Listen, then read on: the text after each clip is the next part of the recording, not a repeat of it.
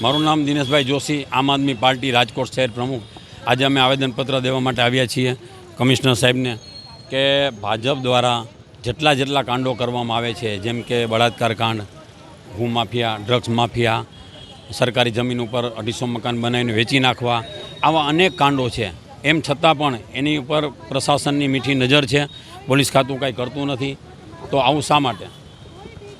જ્યારે તમને કોઈ આ કાંડ થાય છે ત્યારે એને ભાજપના કોઈ કાર્યકર, હોદ્દેદારોને કે કાંઈ થતું નથી, પોલીસ એને શા માટે છાવરે છે, એ અમારા માટે મોટો પ્રશ્ન છે।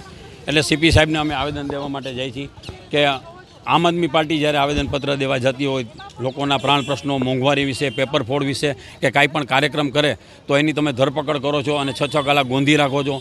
એ લોકો ગમે એ કાર્ય કરે, પૂતળા દહન કરે, રસ્તા રોકે, તો એને તમે પકડતા નથી, એની ધરપકડ નથી કરતા અને એને છાવરો છો, એવું શા માટે?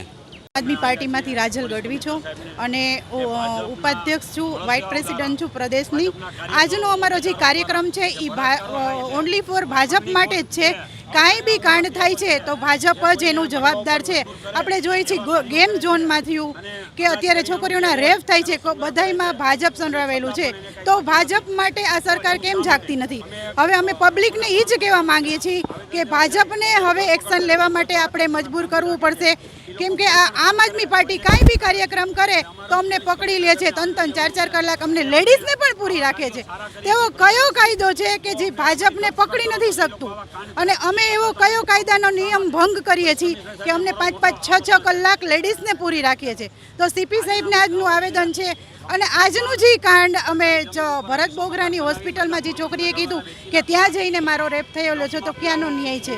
તો હું મીડિયા થ્રુ એ કહેવા માંગીશ કે હવે જનતા જાગૃત થાય અને ભાજપ ઉપર એક્શન લે।